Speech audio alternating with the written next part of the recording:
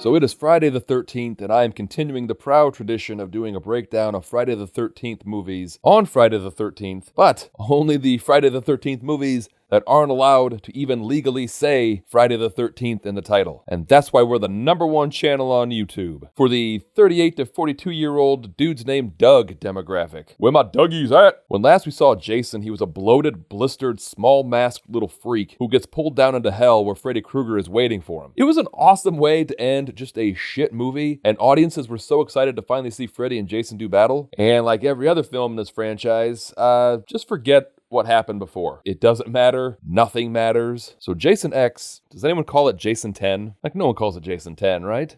I'm calling it Jason X. So Jason X begins at the Crystal Lake Research Facility. And now, is this a research facility that studies the events of Crystal Lake? Or is Crystal Lake now the site of a research facility because the whole summer camp thing was just a gigantic money pit? And a government scientist at the facility named Rowan wants to cryogenically freeze Jason because he's a danger to society. But Dr. Wimmer wants to study him and find out why he can regenerate tissue. I'm moving him to our Scranton facility. Because nothing says high-tech like a facility in Pennsylvania. And Jason naturally escapes and murders everyone, but Rowan is able to trap him in the cryo chamber, and before he freezes, he stabs her through the door, and they both freeze. We then travel over 450 years into the future, where Earth is now an inhospitable wasteland, and humanity has moved to another planet called Earth 2, which was most likely chosen by the survivors of Earth in an online poll, and knowing how dumb humanity is, the runner-up name was most likely Earthy McEarthface, because that is just the naming convention that happens in online polls. It was funny the first time, get some new material. And Professor Brandon Lowe takes his students on a field trip to Earth 1, or Earth Classic, and they just visit a random research facility built on a dried up lake. And they find Jason's frozen body. Can someone tell me what's on his face? It's a hockey mask. Used in a sport outlawed in 2024. So hockey will be outlawed next year? Finally. Are you paying attention, Azrael? Yeah. Well, don't touch anything. Oh no, please. Not a funny guy. We don't need them in these movies. They never work. And so then the comic relief, Azrael, knocks Jason down and gets his arm cut off with his machete. And now I learned this guy's name against my will. Do I really have to learn all the other names? I mean, you know the drill. Most of them are just here to be murdered. Once we're in the clear, I'd like to check your circuits. Oh, I'll bet you would. It isn't like that. Nope. Don't care about any of these characters or who likes Hoop.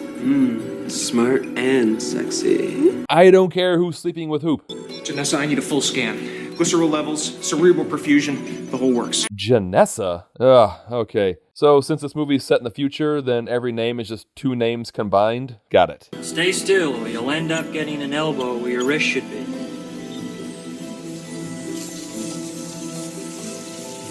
Reattaching limbs is commonplace with the help of nanotechnology. But even with the advancements in nanotechnology, they still aren't able to manufacture clothing. And so for that, they developed nanotechnology. They run a scan on Jason and are amazed at what they find. Does he function with a brain that small? Way manages. That's very funny. Nope, no flirting, Cramantha.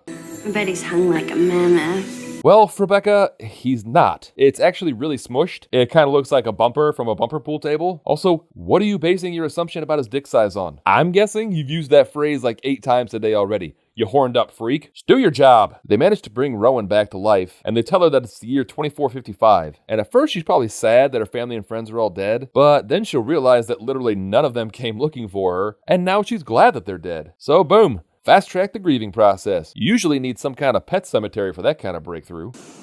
Professor, I think that we need to talk about my midterm. Nope, we're not doing this. You don't matter. Like, congratulations, Barb Everly. You're sleeping with your professor to get good grades. You're a trailblazer. And Jason thaws out and and his natural predatory instincts tell him to attack the nearest human, and he dunks Trichelle's head in liquid nitrogen and smashes it to bits. And then he goes into another room and kills Gabraham. It has nothing to do with sexual orientation, it's just a combination of Gabriel and Abraham. And the rest of the students discover that Jason is missing, and Rowan tells them that he is an unstoppable killing machine, and the spaceship goes on lockdown, and the Space Marines gear up. Now, I really hope these Space Marines are overconfident and cocky grunts who take extreme pleasure in every aspect of combat. Well, I promised the doc we'd take him alive.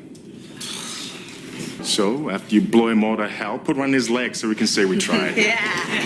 And I really hope that they live for this stuff. These guys live for this stuff. Yes. Oh, can we get a female space marine that's just tough as shit and calls the male marines girls? You scream like a girl. Nice. Oh, can we have them upset that they have civilians on board because they aren't babysitters? Well, we got the screwed up gig.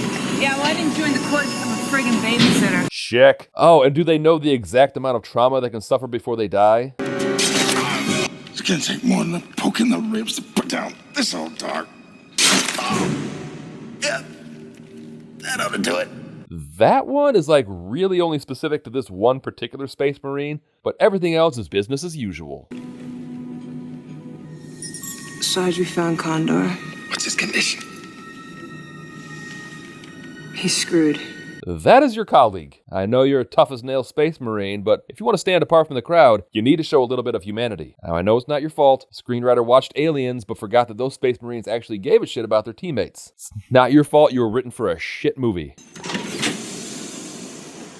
Somebody want to tell me what the hell is going on? Oh, and now don't be alarmed. This is just the ship's engineer named Jimothy, probably. He is not a scurvy pirate come to plunder the ship and send her down to Davy Jones's locker. And Jason then murders the ship's pilot, and they're on a collision course with the space station Solaris. And the space station blows up with 20,000 people on board, so does that mean that Jason has the highest body count of any horror villain? Jason then busts into the control room and everyone takes off, but Professor Lowe gets trapped in there with him. Have you considered how valuable you are? Fame, money, with my help, you can have it all. Can Jason have a reality show like Ozzy Osbourne? Jason would be all like, F*** Sharon? Who took the f***ing batteries out of Jason's f***ing remote control? That would be fun. I'd have to get a wife named Sharon. That might be a little tricky because it's the future and everyone has names like Turdrain and Xanabel. And the survivors need to formulate a plan to get to the emergency shuttle. And so Shaunathan and the android KM begin rounding up firepower. So what do you think? We gonna make it? Well, the statistical probability of survival is 12%. Are you telling me that there is absolutely no chance for us to better our odds?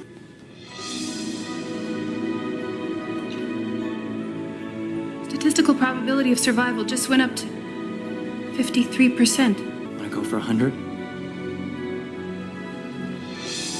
Okay, I know I said I was going to ignore all flirting, but are we to believe that this robot that doesn't understand innuendo or double entendres is actually saying that the odds of survival have increased because Chanthony is partially erect? She's been very literal up to this point. Rare misstep by the writers of the Jason in Outer Space movie. Also, I know that KM is built to look and act like a human, but this is still basically the equivalent of making out with an iPad. Okay.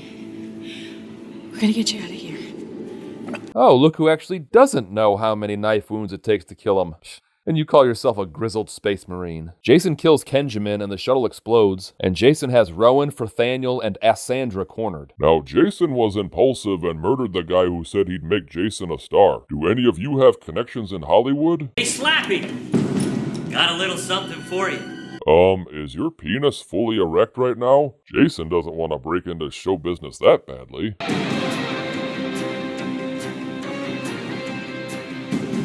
Gave her an upload. Yes, very good. You gave her an upload with your hard drive. Hardy har har. Grow up, Jelliot. And so KM is now an elite badass, and she shoots the shit out of Jason and blows up his head. And now she didn't do anything that the Marines couldn't have done. Like, she got an upgrade, yeah, but she basically just kept shooting him until body parts started to fall off. Literally any non-android could have done the same thing this whole time. And they get a message from a rescue ship that is 45 minutes away, but the hull of their ship has been breached and it will implode in 30 minutes.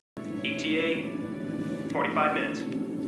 If you can't get here in 30 minutes, then there's no point. So we know that hyperdrives exist, and so in this universe you can either go close to the speed of light or the max speed of a Chrysler Pacifica. There are no other speeds, and so they leave to figure out an alternative plan, and after they're gone, the nanobots wake up and begin working on Jason. And unfortunately, the nanobots fell asleep in their recliner while watching Maury. But there's insufficient tissue for the nanotech reconstruction, especially around the groin area, am I right? And so the nanobots are forced to find other material to replace the gaps. And thus, Uber Jason is born.